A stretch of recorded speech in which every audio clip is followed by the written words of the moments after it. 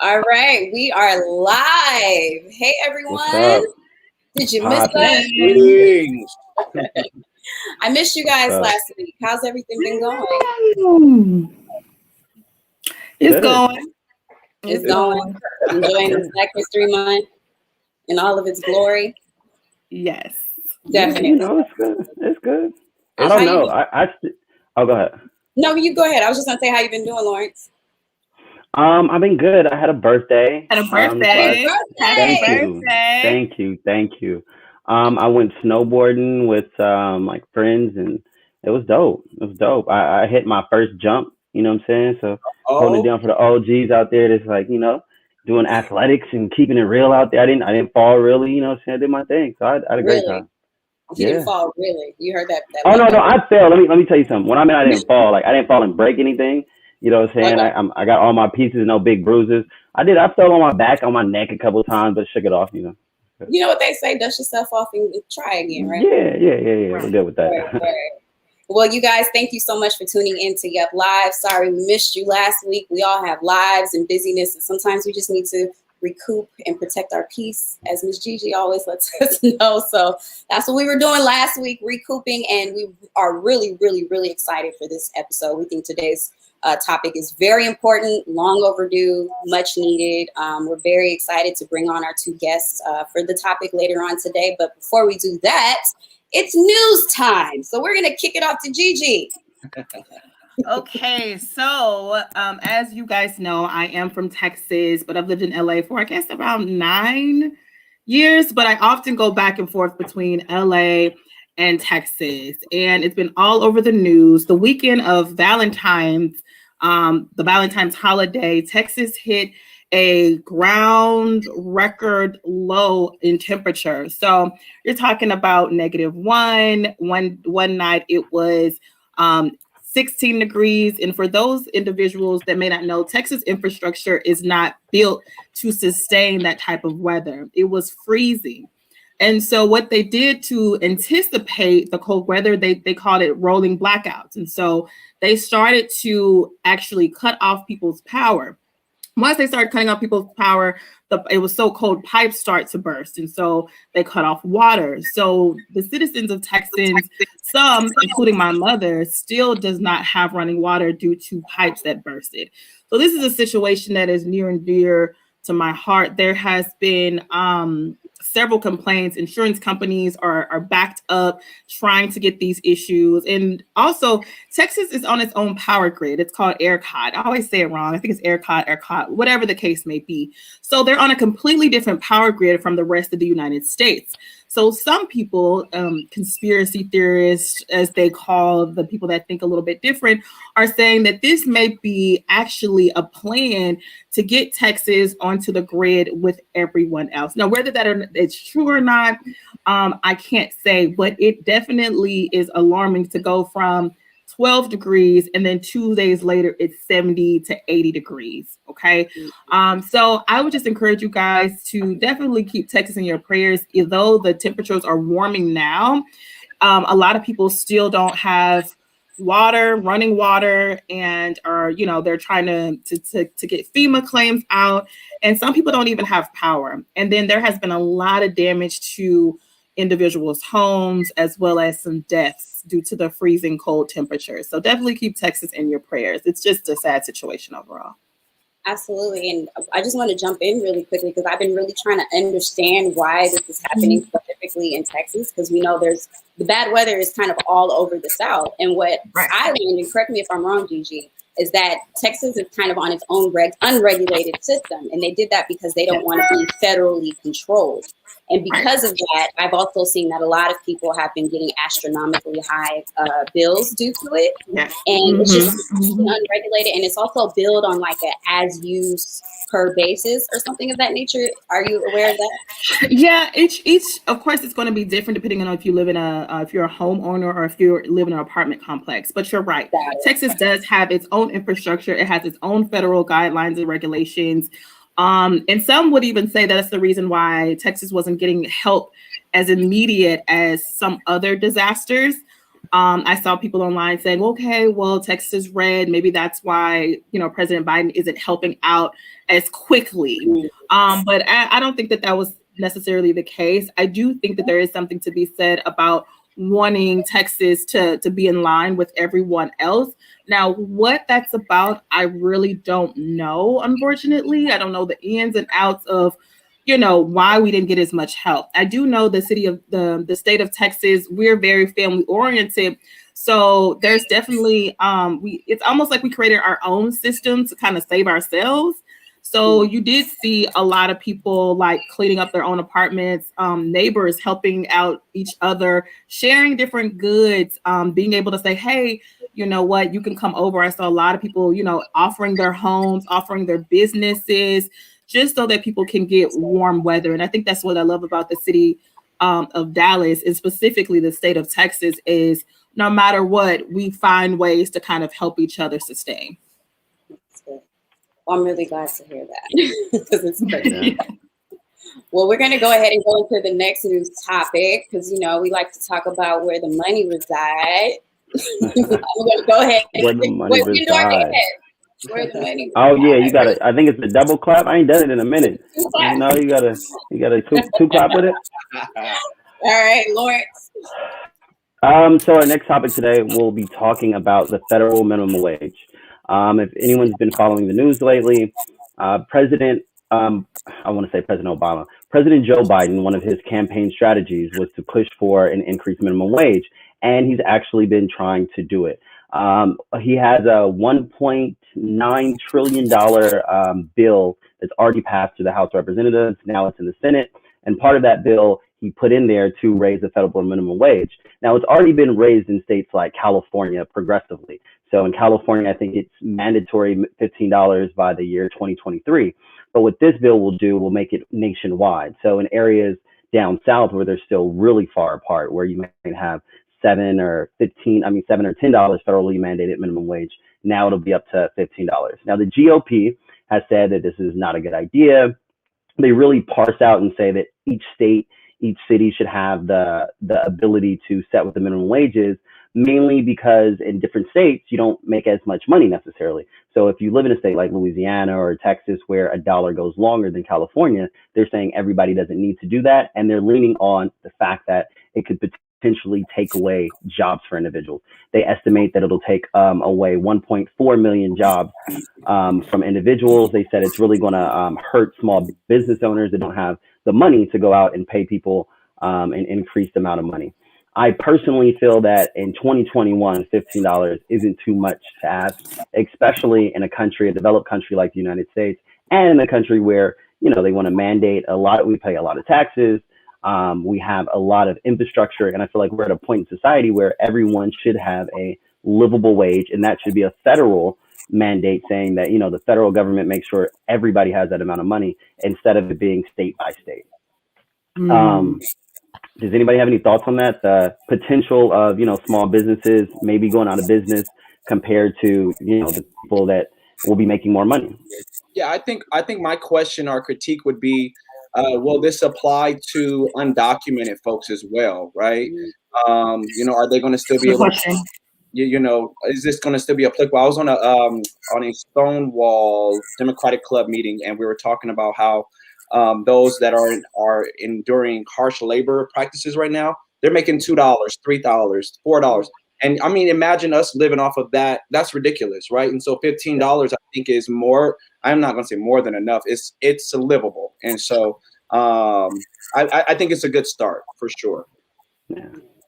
Well, unfortunately, I don't think that will really affect the undocumented individuals because they're out here working and they don't have any paperwork, or they won't have that federal protection. But I think that's another step that we could take, that, there needs to be some comprehensive immigration reform where people that are living here illegally or undocumented, they still can earn a livable wage. And I know that that's a whole different topic, but I feel you, Christian. We'll get into it for sure. Gigi, what are your thoughts on that?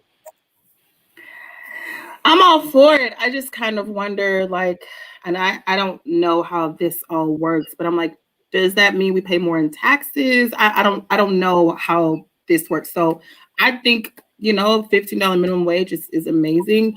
But I'm just curious as to if they would some kind of way say, oh, well, you guys wanted $15 minimum wage, and so now you're going to have to pay more in taxes. So I am a little interested in how they're going to get all this funding from, or, you know, how they're going to do things.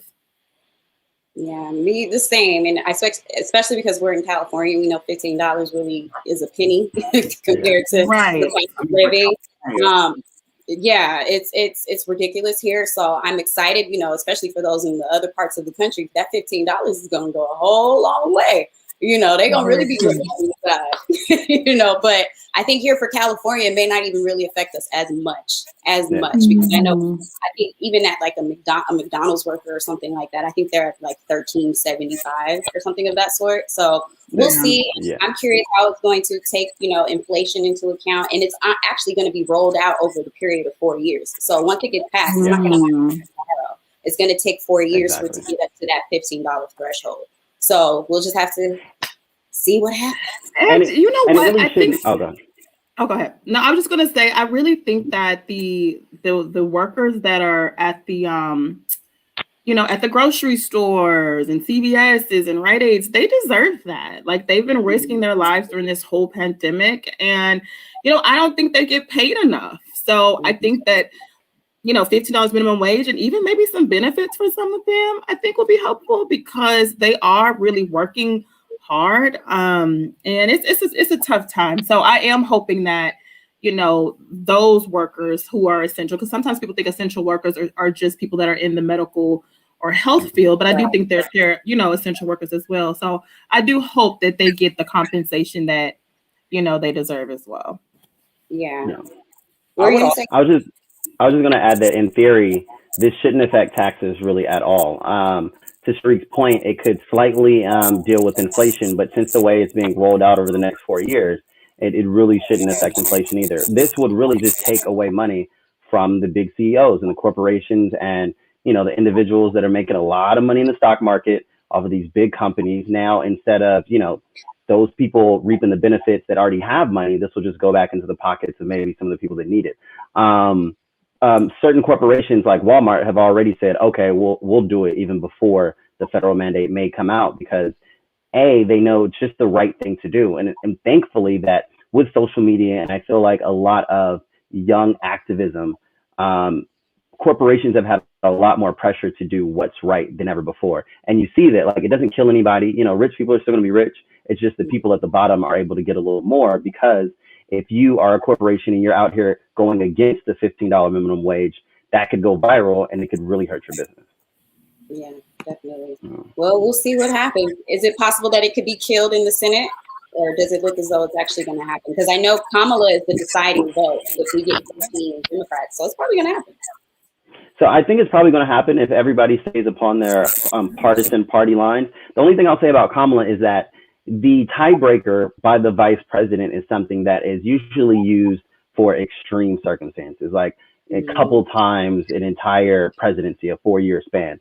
So if we start using it every single time, that's going to set a new precedent. So I don't know how willing Kamala is going to be to use her power every time, but this seems like something that's really big, because it's Biden's first big initiative. It has to deal with COVID, it's minimum wage. So I think if it comes down to it, I definitely think Kamala will pull the trigger on this one. And you get your stimulus check, Lauren. Get my stimmy. I'm not filing taxes till I get my stimmy. I'm telling you, I'm not doing it. All right. Well, yeah, you guys will be definitely reporting on this and making sure that we keep you all of these updated. We're going to go ahead and get to our next topic. So, unfortunately, I don't know if a lot of people are aware, if they've been watching the news, but we recently witnessed a tragedy with Tiger Woods, who was in Los Angeles and did suffer a horrific car accident. I think this is actually, he's had a lot of surgeries over time. And if you've witnessed, or if you've even watched his most recent documentary on HBO, it talks about him prevailing and overcoming all of these different tragedies. And with him having the accident now and him being almost in critical condition, I think that he's someone that we should definitely amplify. Some people may disagree, especially in the Black community, because he did say, you know, I'm Asian and Black. But definitely think that he's monumental nonetheless. He's won 82 official PGA Tour events. He's won 15 majors. He's second behind Nicklaus. And Woods is the only player to have won all 4 professional major championships in a row. And in fact, more recently, he's been working with different celebrities and teaching them how to play golf. And he's just been, continuously amplifying the minority base when it comes to this particular sport. So we definitely want to keep him in our prayers, and we hope he gets better. And yeah, it's so sad and so tragic, but I think he's going to prevail. I think he can do it. I think he'll be able to come back and get that #1 spot. We'll see. Yeah, it's tragic, especially after the news that we got last year. I don't even want to like bring it up, but the LA incident with another celebrity. It's just, when I heard the news, it was horrible. It was like horrifying and terrifying. But I heard that, they're not life-threatening injuries at this point. So just the fact that he's alive and can spend time with his kids and, will recover at some point is at least a positive aspect. Yeah, definitely. He's iconic, and we need him at least here to give him his flowers. So yeah. Definitely. So I'm going to go ahead and throw it to Christian, because now it's time for our news, or actually our main topic of the evening. Christian. Yeah, definitely. Thank you all for joining us today. I definitely want you to just share, like it, comment, and engage in conversation with us. Today's topic is dealing with minorities coming together to gain understanding. We called it a coalition, a fight for racial equity. I said equity, equity. I'm a teacher, so I should know better than that. So as we are on this idea of equity, being inclusive, diversity, equity. This is like the major theme across America. And so for us today, we wanted to partner up as young urban professionals of the Black community, to partner up with our Asian brother and sisters, and to really have this dialogue, have this conversation regarding what's been going on. I'm not for sure if you guys have noticed or if you are aware of what's been going on. Just real quick, there has been a huge targeting of elderly Asians that's made headlines across the nation, in the news, and just inciting nationwide concern and criticisms of the Black community. And so we really want to have this conversation as we are building up for racial equity.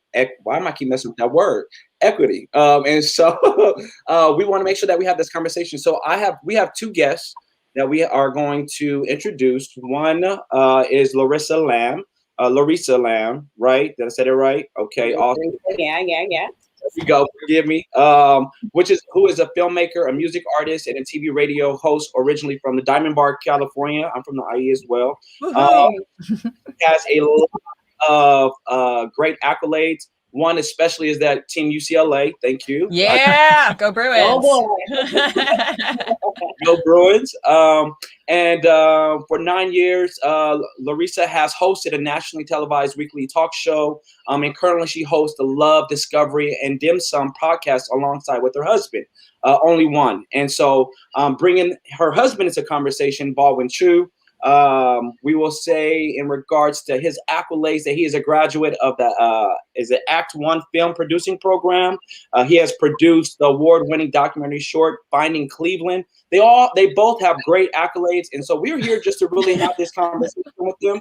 I hope I said it right. And so we want you to introduce yourselves. We want to have this dialogue, and then we will further have some more questions for you. Thank you for being here.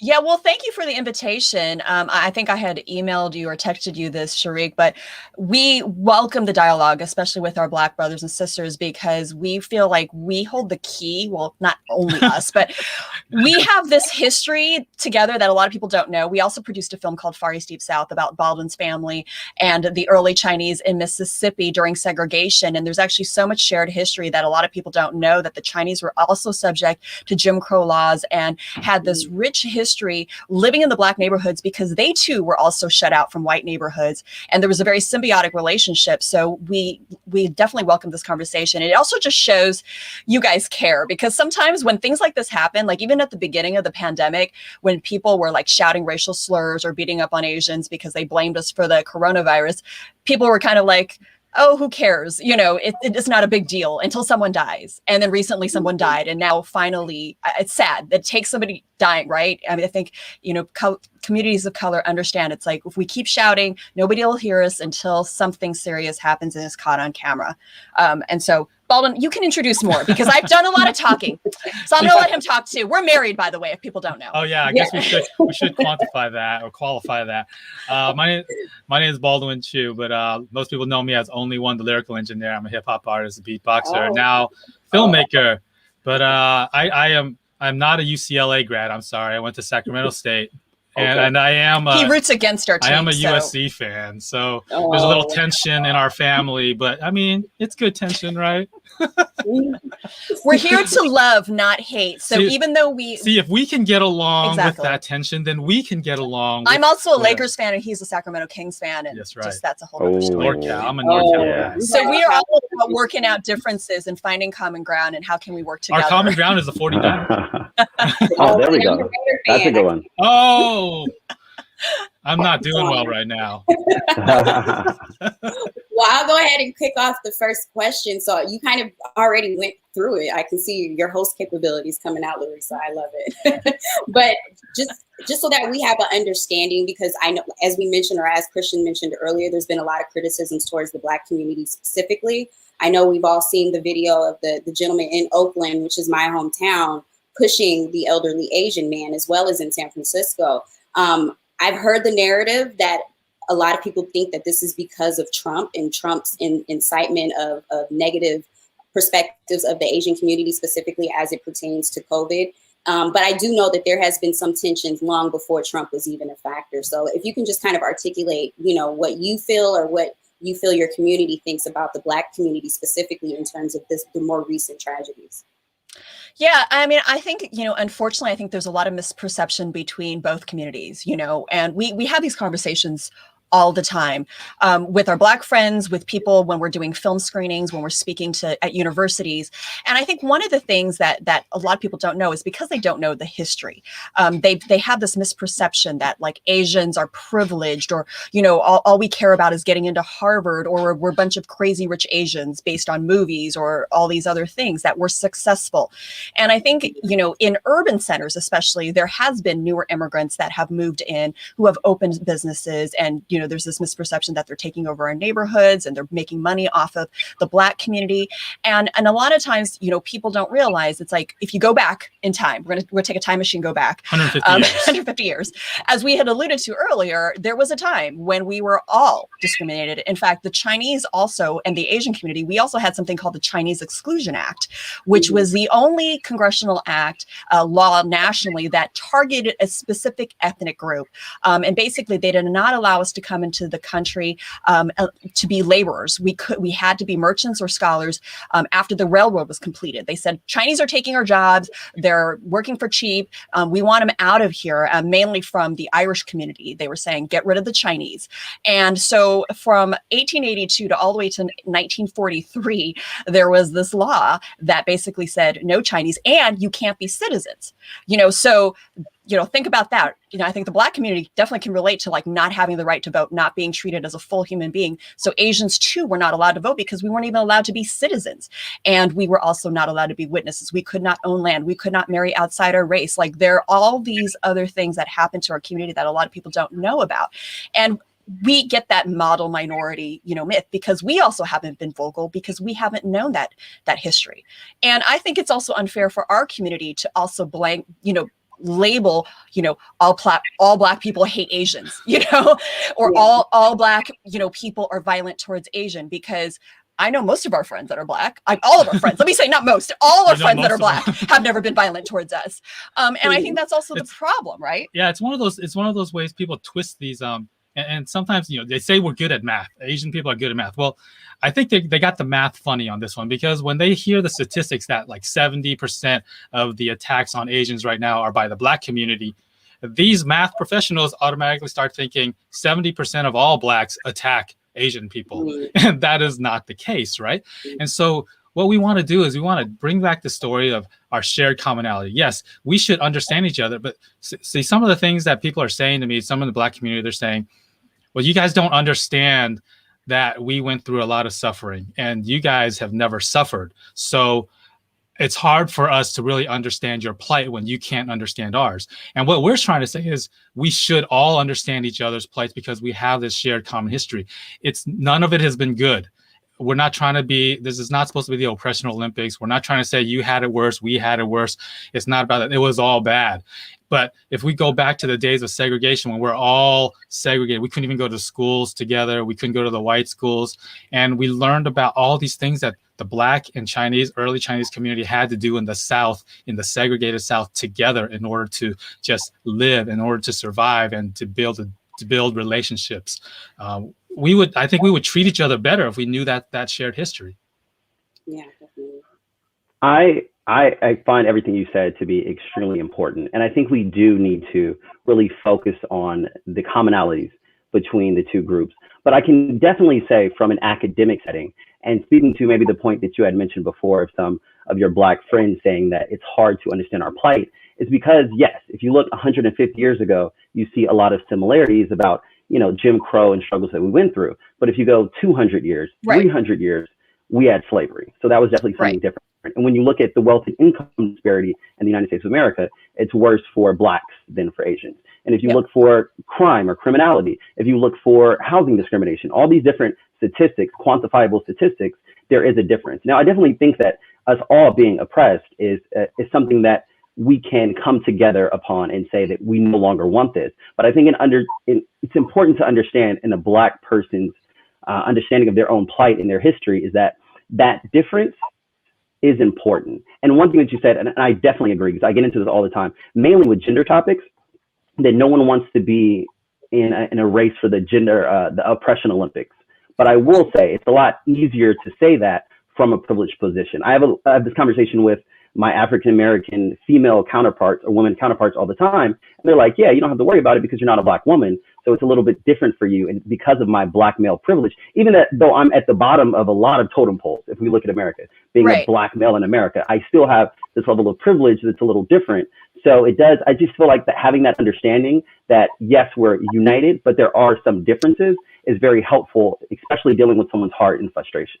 Yeah, and I think that's also why I think it's important to educate our own community. Like, in our instance with our documentary, a lot of new immigrants to this country, like they don't understand that history of slavery. They don't understand that history of systemic racism. So that's one thing we want to help educate them, because all they see is news. Because I hear this from, older people or even newer immigrants. They see the news. All they see is riots. They see the criminal aspect, right? Like they see that's the only new flash. They don't get the community. They don't get the other aspects, the positive aspects from the Black community. They only see the negative news. And so we are trying to help them reframe that there is relationship between the African American community and the Asian community, and that's something that we have to live out, presently, and not just look to the past. And of course, understanding those differences is very, very important. Acknowledging, like you said, at some point, depending on who you are, there's privilege, and not to say like, we're super privileged or not privileged. The idea is that to recognize each human being as individuals, and each person comes from a different, but we have these common issues that we have to fight for together. And because if we don't fight together, we're good. Like there is systemic forces trying to tear our communities apart, because if we're divided, then we're weaker.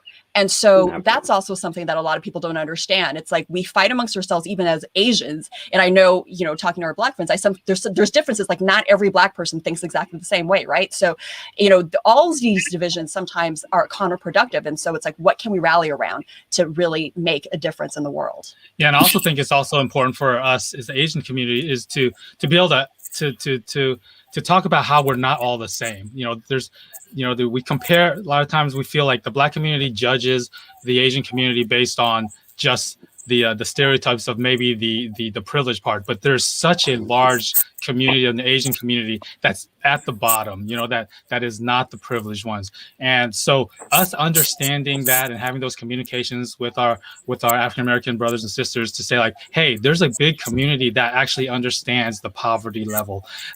It drives that conversation differently when we say like we understand each other. And also like when we go back to I think there's a lot of misunderstandings today between some of the newer generations where they think that, we cannot work with the Black community. We're scared of the Black community. There's no way that we can actually do things with them because we feel intimidated. If we actually could educate them to understand like, hey, we can go back to the Transcontinental Railroad where it was freed Black slaves that helped the Chinese at that last moment to complete the Transcontinental Railroad. And then when they took that picture that you see in all your history books, guess who were the two groups of people that were not in the photo? The Chinese and the blacks that finished the railroad and went through that harsh Sierra Mountains to connect it in Utah. And that shows that, wow, we actually worked together all the way back in the 1800s together. We both worked on plantations together. People don't know that. That's why they went post-slavery, of course. Post-slavery. And it was like, wow, we actually have that much history together where we work together. Why is it so hard for us to do that now? We understand. And I think if people, both communities would just talk more and say like, okay, we had these horrific things that happened in our past. And with the Black community, it's been even longer because they've been here longer. I think it would build up empathy, it would build up sympathy, and it would build up a better understanding of like, hey, maybe we shouldn't fight together and fight against each other so often. And with the whole model minority myth, it has always been to divide us, right? And so when we continue to fight now against each other, then it just shows that the system is winning. The system is winning and keeping us apart rather than bringing us together where we can fight together for what's right and build a better future. I agree. And I just want to piggyback on that because I definitely think there is a system in place. And the system, I think, is flawed. And sometimes it does create an environment where there is divide. So, just looking at the communities that, I go to, a lot of times the business owners are a part of the Asian community. And I wanted to mention what Eliza Franklin said, because she said, because I think this is interesting, and I think this has been a conversation, is she said, well, can the Japanese American community help us get reparations? Or can we have Koreans turn beauty supply stores and fish fry places on every corner in our communities that they don't live over to us, or help us get some of those loans? And so the conversations that have been ones that are similar to what Eliza said, but it's also that it's easier sometimes to get those loans to start businesses. They sometimes do go to the Asian communities because there is minority versus some of the maybe Black or African American individuals.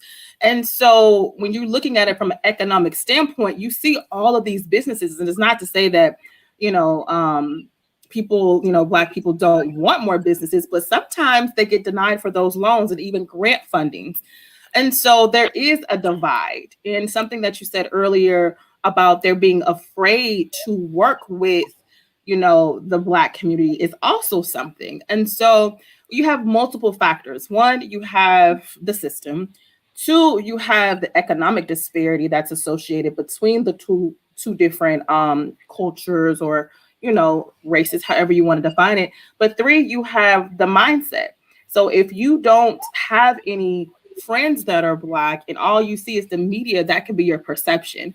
So you have three different things that are going on that is contributing to this divide. So my question is just more specifically, how do we on the ground floor talk to individuals? And when I say we, I'm talking about the Asian community as well as the Black community, talk and get town halls together or something together to help this divide lessen so that we can work together towards, for the fight for racial equity. Yeah. Yeah, I mean, I think one thing too, Eliza brings up a great, point, and I truly believe that we, as an answer to your question, we have to recognize each other's community strengths, right? And so it's not like Asians have a lot of money to start businesses when they first come to the country. So this is how it generally works in the communities. And this happened even in the 1800s and 1900s. They had to pool their money because they didn't have enough money individually. Like families would pool their money together to start a business. And this is something that we can hopefully help, Black business owners to maybe pull together or even loan money or create financial literacy in this area for ownership. A great story is back to Mississippi. A lot of people don't realize that the grocery store owners in a lot of the Black neighborhoods would loan credit to a lot of the Black sharecroppers because they only got paid once or twice a year. And the white banks shut them out, and even white banks shut out, Asians. Again, that's why they had to pool together their own money. And so they ended up loaning credit to the Black community to give them a lifeline to keep doing what they're doing. But then we have to go back and say, like, well, how did they even get in the position of having a business in the first place? And we have to remember that back in the 1800s, the Chinese exclusion law wasn't there to give them to say like, oh, the Chinese exclusion law was there to say like, we don't want you here as laborers anymore. You're taking away our jobs. And the loophole was, well, then they can run businesses. But it wasn't like the Chinese Exclusion Act was put there so that they can say like, oh, we're going to give you an opportunity to be a small business owner because it's way easier. You're going to get tax benefits. It's a great job for you. It was not, right? It was designed so that you would just leave this country because running a business would have been difficult.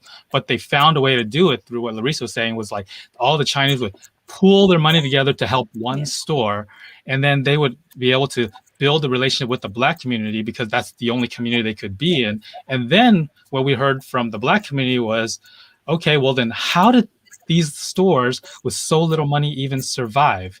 And they talked about how the Black community would come and work together with the Chinese community to partner up on the farms where a Black person would have had land. Chinese did not have land. But then the Black community would say, hey, you're a Chinese grocery store owner. We can't get money because the banks won't loan to us. But maybe we can get a partnership and work together with the Chinese. And so the Black person would have a piece of land, and then they would say like, okay, let's go 70-30 on that split. And then we help you, you help us. We don't have any money right now, but you have some goods that you pulled from the rest of your community. Let us have some of that and we'll pay you back whenever. And the Chinese were like, okay, we'll give you the credit. We trust you. Let's do this together. And let's not tell the white people because we'll all get in trouble. Yeah. And these are just like small. And these are just small examples. I mean, and, you know, again, history, and I know someone mentioned Black Wall Street. Yes, I'm aware of Black Wall Street and how that was just destroyed, you know, by the white community. And so what we're talking about, back to your original question, right? Like, what can we do today? And yes, we have to ally ourselves, you know, with the strengths. It's like, okay, what are we doing? If, you know, if you say like, you know, economically, the median income of Asian Americans is higher and, you know, education access is like, okay, what can we do to help other members of the community that are not succeeding in those exact same areas, and vice versa too, you know, whether it's partnering for advocacy, you know, yes, the Japanese American community did get reparations. They needed help from people that were not Japanese. So are there things that we can do as a community, and vice versa? Like when we need advocacy, which I think in many other areas, obviously civil rights would not have happened without the Black community. And we're the benefits, we're the beneficiaries, which we want to remind our community too of all those freedoms. Immigration, you know, reform would not, a Nationality Act of 1965 would not have happened without civil rights. And, you know, we are also much freer because of the efforts of the Black community and Black leaders. So there's, I mean, as we're unpacking this, it's so complicated, right? You know, there are no simple answers. It's complicated, but it's good. I'm learning so much right now, even just listening to you all. You know, it's just reaffirming some different things, just historical lessons. And so I applaud you all for being just historians and knowing this information, right? I also have to add on to what you're saying about being solution oriented. I agree wholeheartedly. What do we do now in 2021 when the world is watching what America is up to right now, right? I know I'm pushing for a United States Truth, Racial Healing and Transformation Commission with the Biden and Harris administration, right? So how do we build these coalitions to really first address the truth that racism existed? It was the pandemic before the pandemic, and it's still existing today. And then racial healing as we come together as one. I was thinking about the term, I believe it's like oppression Olympics or something like that. You know, I get it, right? We all have our different oppressions that we had to deal with. And then how do we heal together? And so it kind of goes back to Eliza's question, and I'll pose this to you all as well. It's just like, what do you guys think about reparations? And what do you guys feel about that? And I just would love to get your, you know, your idea surrounding that. Well, I think reparations is, I think there's a need for some type of reparation. What does that look like?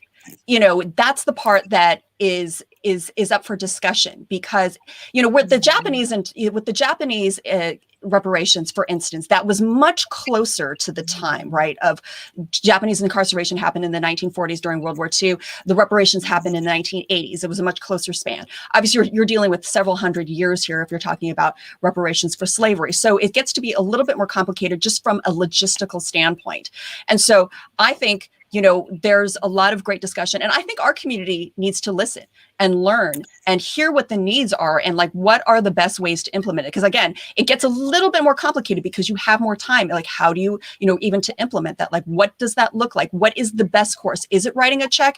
Is it creating programs? Is it, you know, is it mentorship? Is it, you know, what is it? Investment in land, investment in property? Like, what exactly is that going to look like to be the most effective for the community? Because I'm the type of person that also believes like you can't always just throw money at a problem, because sometimes you throw, like with education or other things, like sometimes just throwing the money at the problem doesn't actually get to the root of what the problem is.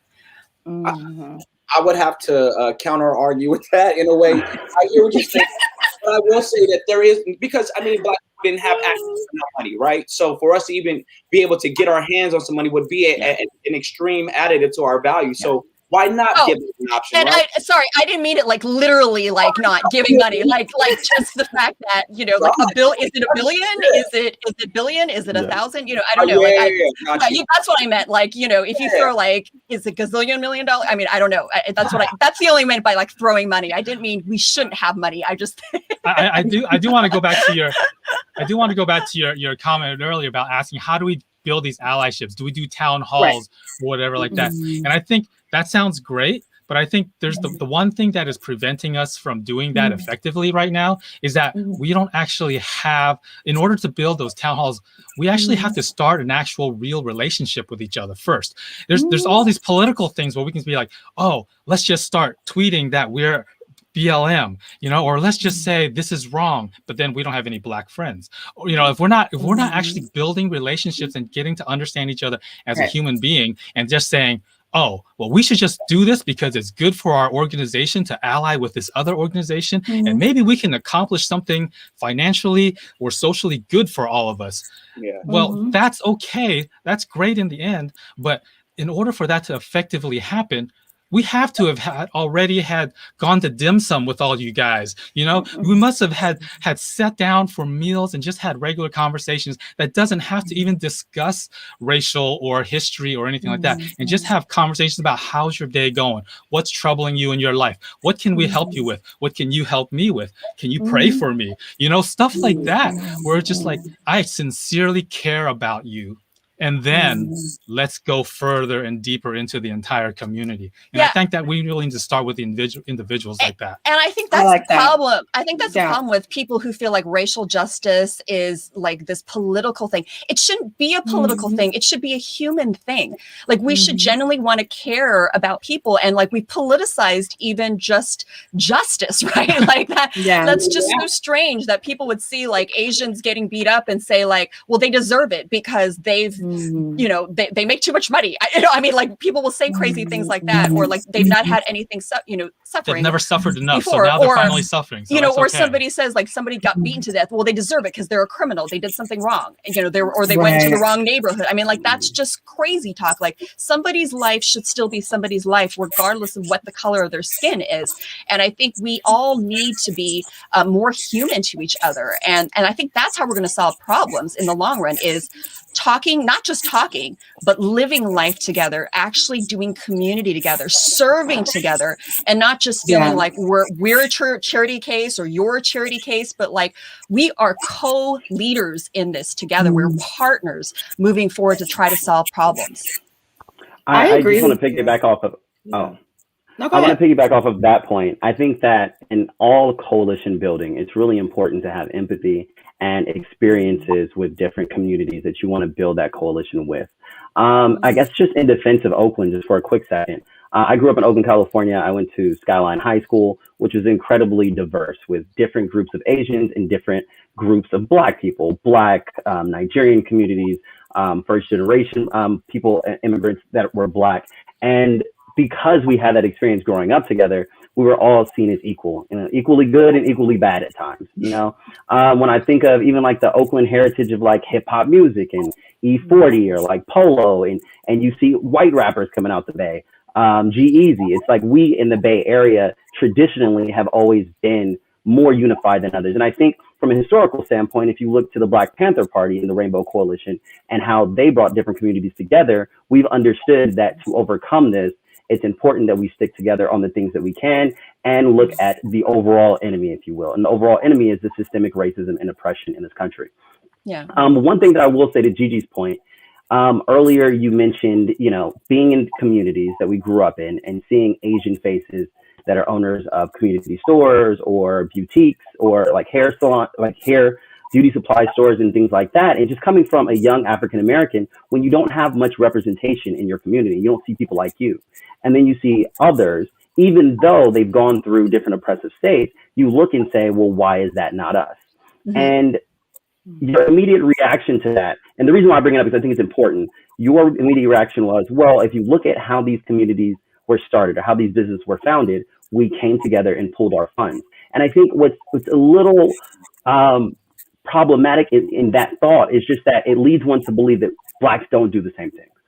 We've also pulled our money together. We also tried these different things, but the loans weren't available. The opportunities weren't available for us as well. And so it's important to know that, like, hey, we're not just out here. And I know you didn't mean it this way. And I know you absolutely and thank you for that out, because that was definitely not our intent. And I would just add on to that, like with the immigrant communities, a lot of these businesses that we're talking about, the beauty salons and the grocery stores, they're newer immigrants that tend to do these businesses because they're shut out of like quote unquote regular jobs because they don't have the language skills, right? And so to start a business, you don't need to know English, right? You don't need to have citizenship even necessarily to own a business. And so that's why a lot of the immigrant communities start those businesses. And I just want to also point out that I think a lot of times, again, the exposure, like if your only exposure is that immigrant store owner, and you're not into like, we're American born, right? It's just like you were mentioning, there's Nigerian born, there's people that have been in this country generations, there's Caribbean born,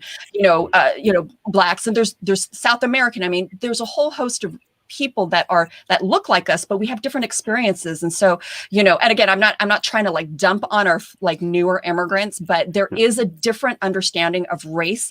And I think even racial justice and equality and treatment from the different generations and even like generations of coming to this country. So I did want to point that out, but all your points are very, very astute. And I'm glad you clarified that, because I definitely don't want to say that, Blacks are business owners. They are doing a lot of things, but they could have more access and need more access.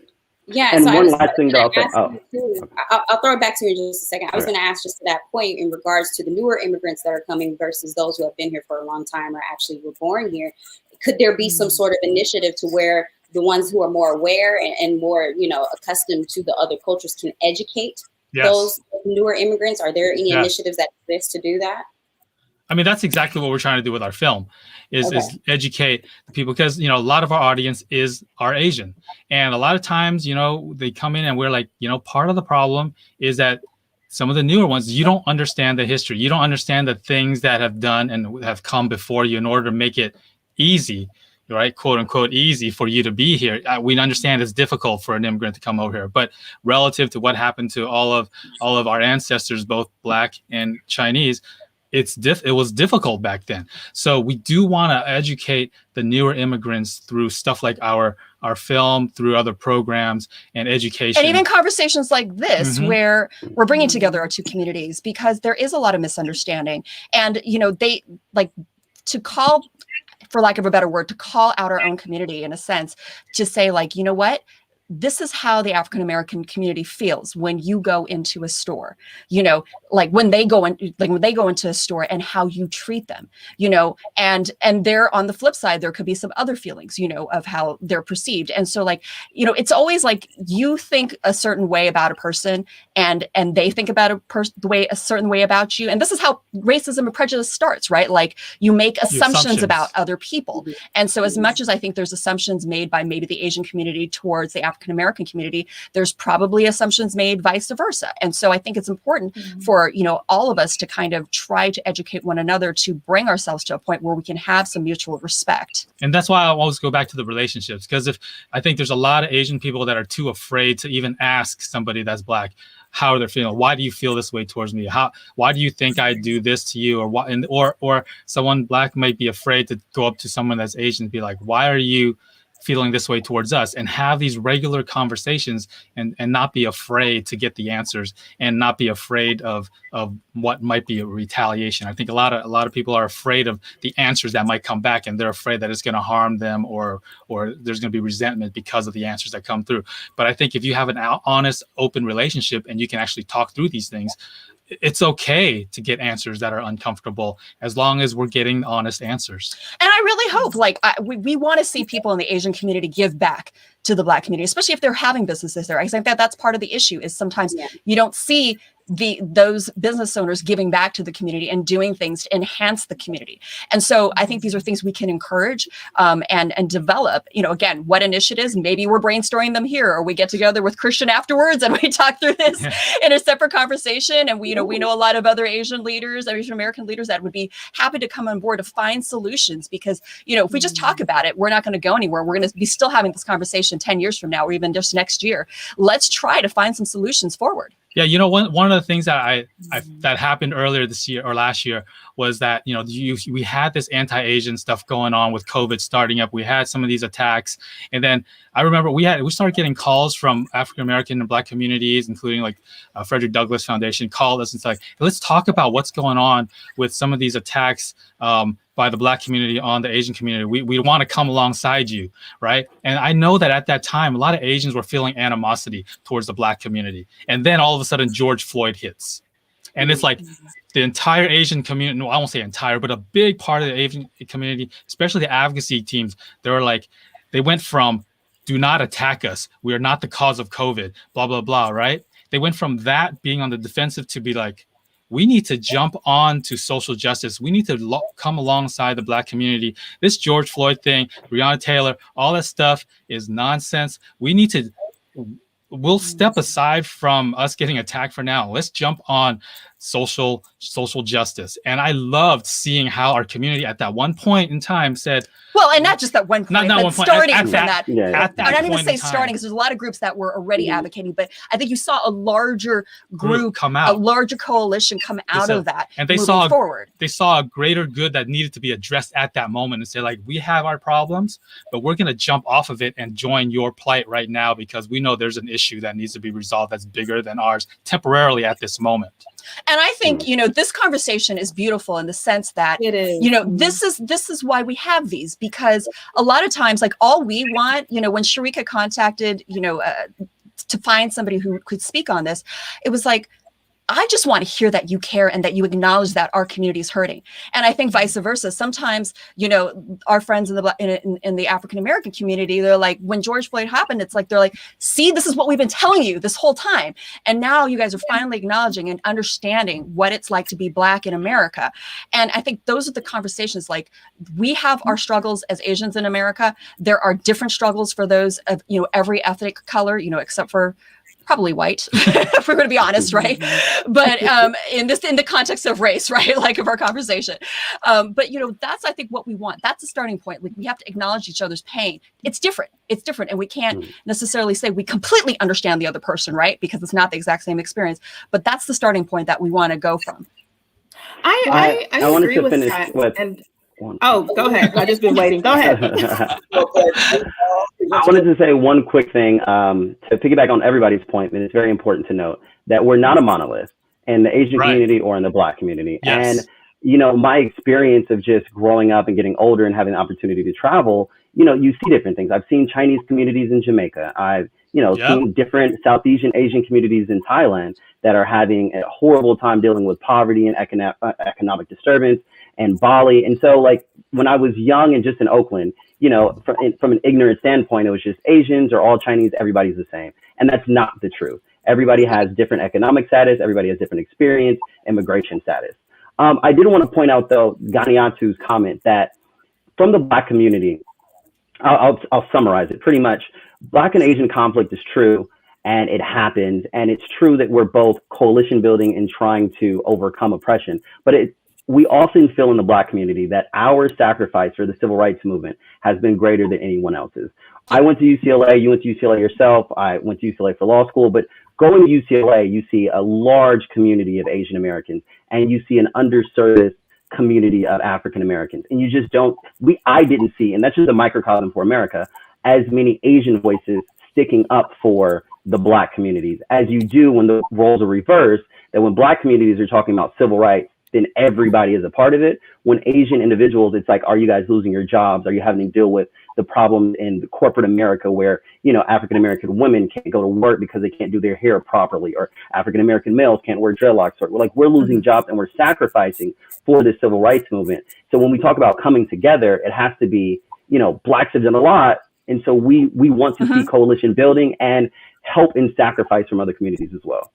Yeah, and I totally agree. And I think I just want to correct. I think somebody. I think, you know, Eliza, who I'm so glad you're joining this conversation. But I think Baldwin might have said George Floyd nonsense. He wasn't saying George Floyd was nonsense. No. He was saying that it in a way that it's ridiculous that this is happening. It's outrageous. I should say is the right word. He meant it's the outrage, and it's outrageous. Not that is definitely not minimalizing. No. You know, again, maybe a poor choice of words. I'm sorry. I was saying it was like nonsense that the police and the system is doing this type of thing. That's what But I think this is a good example that, I mean, I think this is a great conversation, but there is a lot of tension that is between the, you know, African-American community and the Asian community.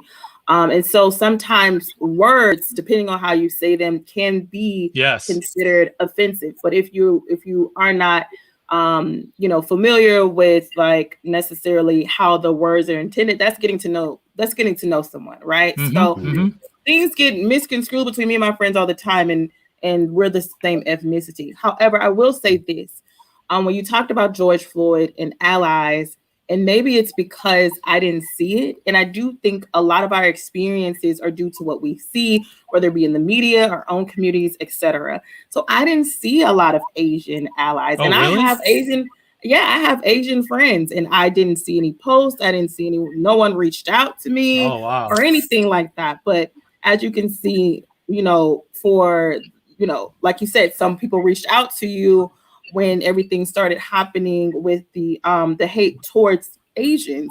But on the flip side, I didn't see that. So going forward, I am very solution focused. I want to see, one, let's get a chance to get to know each other, and so that we can understand each other, and not just when it has to do with things like hip hop and fashion, but I'm like getting not just pop. It doesn't have to be pop culture, right? Yeah. I just have to say it, right? Because it's the truth. So I want you to get to know me for me and who I am as an individual, and not just what you see on media or what you think is trendy. And then let's sit down and have conversations of how we can leverage each other's experiences and economics, right? Because one person might have the capital, but another person may have the idea. So when you put two and two together, it's brilliant.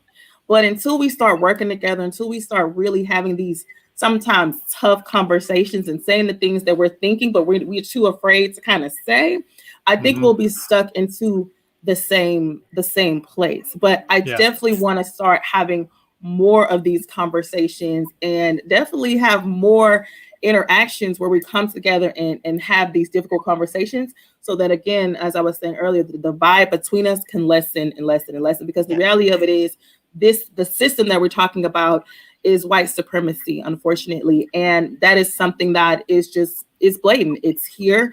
But the only way we can kind of combat that and really work together is if we get to know who each other really are. That's going to take time. Yeah, and I think you pointed out something, you know, very interesting, where I think it also, like, what we see is based on our experience, right? And so I would say that, I mean, and when we were happy to share some of these other resources, like, we saw a lot of Asian American advocacy groups come out in support of George Floyd and everything that happened, you know, after that. And in all the protests here in LA, you saw a multi-ethnic group. We personally were invited and had a lot of friends who have been, you know, standing up and going out into the streets and protesting that were of Asian descent. You know, sadly, that doesn't get the press coverage, you know, because that's not part of the narrative, you know, that that doesn't matter to us. You know, they were showing the white people instead, that were the white celebrities were the ones that were on TV. You know, it wasn't the Asian American celebrities and everybody that was actually standing. But doesn't say everybody, but we need more, you know, and that's an issue, that we need more from our community to do that. But I do want to acknowledge that there are many members of the community that are standing up and wanting to work with the Black community. And that's a good point too, because it shows how diminished the Asian American voice is, where we have the Chinese American Citizens Alliance and OCA Asian Advocates, two of the largest Asian advocacy groups that sent out huge press statements saying like, we are not for and what we're happens. marching in the streets We're and marching, organizing rallies. Organizing it, right? But yet our voice is still so small, even though our largest organizations are making these big statements to our community, telling our community to jump alongside the Black community. We don't have a Jesse Jackson. We don't have an Al Sharpton. You know, we don't even have a LeBron James. You know, Jeremy Lin is the closest thing we have. You know, and so I mean, I think, you know, as like those are things we can learn. We're not as good as PR. We haven't quite elevated as much as maybe we've succeeded in some professional realms. We haven't succeeded in terms of the PR side of things, or even influencing culture. We don't have that same type of influence where we can have a LeBron James and an Oprah Winfrey stand up, you know, or even an Obama to like stand up and say and be an advocate for us. So those are things we can learn and hopefully work to achieve those types of things so that we can have a voice too.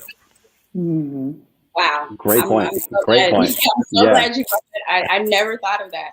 But it is, you know, we come to the end of our hour, and I really think that, you know, this has just been a wonderful conversation. The both of you have definitely opened up my eyes to some information and just things I just haven't thought about. And I hope that, you know, we were able to do the same. Same thing, yes.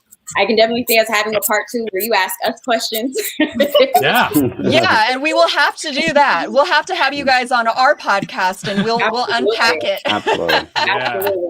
I would love to do that. But, you know, now is the time where we go around and say our last words. So I definitely want to start with Larissa and Baldwin.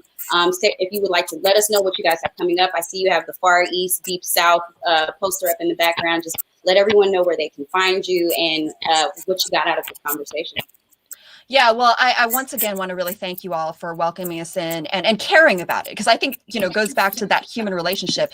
Because you care, that makes me want to care more, right? Like hopefully it's infectious. It's just like hate begets hate, right? Like love begets love. And I think that's what we want to have, that spirit of sharing. If people want to find out more about our film and what we're doing, they can go to fareastdeepsouth.com. We are also on Instagram, Facebook, and Twitter. My Instagram is Larissa Lamb, at Larissa Lamb Music. His is at Only1MC. And we really just want to continue to have these conversations. People can sign up on our mailing list as well at fareastdeepsouth.com if they want to get updates on upcoming events and also screenings of our film. Anything to add? We're hitting the education market. I mean, all these conversations really comes back to how are we educating our youth? You know, it starts with us right now because we are in a position to be able to do it. But really, it comes down to our youth. Our young people need to be educated about all of our experiences, how we're all in this together. And it needs to go earlier so that some of these preconceived notions, like they're not learning about, you know, and being and not filtered through an educated lens, that it needs to go, you know, K through 12. You know, we can't wait till we get to college, you know, to learn about Asian American studies, because it's just like Black history is American history. Asian American history is American history. And these are the things that we're working towards to try to change the system to make it more inclusive of all our underrepresented stories. Lawrence? I want to say definitely thank you for coming on. This is a conversation that needed to happen. I really appreciate your candor and your directness to some very difficult questions. Because if I was sitting on the other side, you know, anytime coming in, speaking with a different community and being open about it, it's definitely difficult. So I want to thank you guys for coming on. I want to say, just as a last word, to the general situation, being a person from Oakland, California, I'll just say that I think that unity and a type of coalition together is necessary. It's beneficial for every single party, and empathy and love is the way to get there. You know, like you guys said a lot today, sit down, have a conversation, be open to different communities, and try to replace some of the hate with a curiosity, a level of understanding. Not everybody is good. You know, there's going to be people you meet from different communities that actually you just don't like or don't want to be around. But as a general rule, try to have this coalition with other individuals because it's beneficial for all of us. Yes. I'll leave with that. I like that. I like that a lot. Christian? My heart is full today, as they would say in church. I've learned so much. I'm overjoyed by this conversation with the comments from the people that came to be with us on today. I think that there is going to be a need for a part 2, 3, 4, and 5. So it's all about coalition building, you know, for us to really have these conversations, but also figure out how to be solution oriented. And so I told my team about our Commission for the United States Truth, Racial Healing and Transformation Movement. We hit it on the nail in regards to humanity, right? There is a humanity issue that we have to look at. There is no humanity racial hierarchy. We have to debunk that and really figure out how to heal as one. And so I commend you all, and I thank you all for joining us today. And let's continue to build, and let's make moves. Thank you all. I just want to congratulate you guys on Far East Deep South. I think that I definitely want to catch the documentary. It seems like it is very educational. I learned a lot learning about some of the history today as well. And I also want to say that conversations, the film is great. Larissa and Baldwin are good people. Yes. Thanks, Ed. Thank you. I want to tell you, the audience, you guys have been, for lack of better words, popping today, okay? And I love that because our audience always gives us different suggestions. They'll correct you if you say something wrong. They're like, thank you for calling out our misspeaking. They will let you know, okay? They're like our mini producers in the audience. I appreciate you guys. But last thing I would just say that unity is important. Having conversations is important. You guys navigated this very well. I know certain things we don't want to necessarily say, but they have to be said in order to find solutions to the things that are going on. And so I hope that we can facilitate this conversation in a solution-focused way so that we can, again, fight together, because I do think that we're stronger together than we are apart. And absolutely. I will say, get to know one another get to know someone in a different community. For those of you who guys, who are watching, don't rely on the media, because the media sometimes does not paint an accurate picture. And I say it pretty much every week, but I'm going to say it again. At all costs, protect your peace. Be mindful of your circles, what you feed your spirit, what you watch. It's all very, very important. And I just want to thank the guests. Please feel free to follow them, connect with them, because hopefully we will have dialogue like this in the future. Yes, absolutely. I guess I'll just close by saying again, thank you so much. When I put the APB out, I got so many tags for Larissa, and she just was immediate and eager and a joy, and just she's been promoting this show, and I really appreciate you putting the legwork in, because this conversation not only needed to be had, it needed to be heard and seen. And we hope you guys continue to watch this. Please share this episode. It is still on our Facebook. It's also on our YouTube. If you go to the LeMayday YouTube as well as the Yup Network Facebook page, please follow us. Follow Larissa and Baldwin. I'm taking up your invitation to come onto your podcast anytime. I'm welcome. I will be there. And I just want to say, as we're closing out Black History Month, I love that you said it, Larissa. Black history is American history. So continue to be empowered, continue to help others. I also want to say, for those who are interested in how they can be an ally to the Asian American community, we do have the organization Stop I Hate .org. So feel free to go and learn a little bit more. And me, myself, I actually did go do some research. I wanted to research and understand who some of these community leaders are that you guys have in your community. I wanted to learn about these organizations. And I think if we all do our part to learn more about each other and just really focus on empathy has always been my word. May not have sympathy, but I always try to empathize. And I appreciate everyone for watching. Check us out next time. And then, if you guys are interested in my shirt, this is the Closet 17. So, hey, big hair Cammy, it says F it, I'll do it. Black woman. And so check out her shirt at thecloset17.com. And love you guys. Have a wonderful, wonderful rest of your week. Bye. Thank you, guys. Thank you. Thank you for coming. I wish you all. Have a good one. Bye.